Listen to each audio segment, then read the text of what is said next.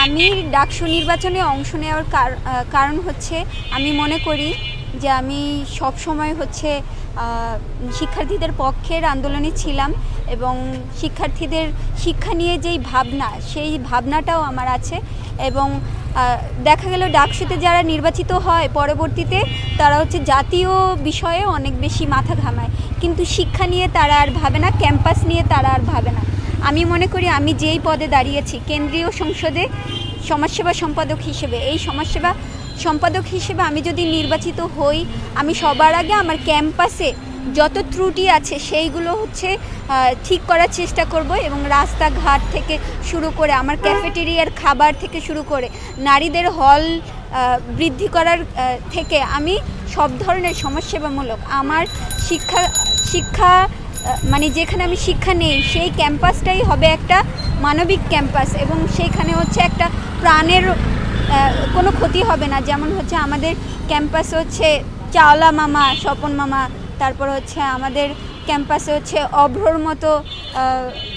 প্রাণী আছে যারা হচ্ছে শিক্ষার্থীদের যে কোনো মানে সমস্যায় তারা এগিয়ে আসে, সেই প্রাণীর দাবিতেও আমরা লড়ব আর কি। স্বচ্ছতা এবং জবাবদিহিতা আমার মনে হয় যে ডাকসু নির্বাচন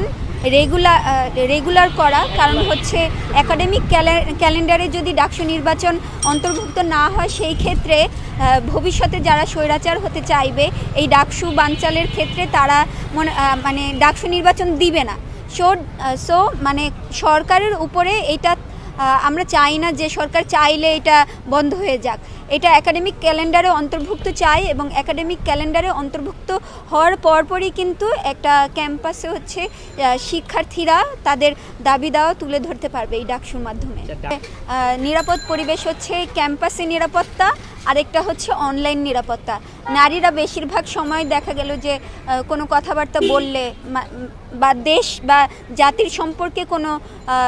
প্রতিবাদী কথা বললে তাদেরকে হচ্ছে বুলিংয়ের শিকার হইতে হয়। সেই ক্ষেত্রে হচ্ছে অনলাইনে আমরা একদমই সেফ না। আবার আরেকটা হচ্ছে নিরাপদ মানে ক্যাম্পাসে কতটুকু আমরা মানে লেভেল প্লেয়িং ফিল্ড পাচ্ছি। নারীর ক্ষেত্রে আমরা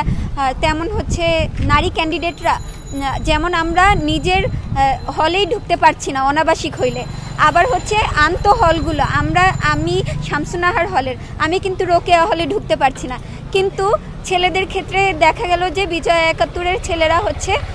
SM হলে ঢুকতে পারছে। তো এটা কিন্তু নারী ক্যান্ডিডেট যারা হচ্ছে সেন্ট্রালে দাঁড়াচ্ছে তাদের ক্ষেত্রে একদমই লেভেল প্লেয়িং ফিল্ড তৈরি হচ্ছে না এবং হচ্ছে সেই ক্ষেত্রে নারীরা ভোটের দিকেও পিছিয়ে যেতে পারে। আচ্ছা, আমরা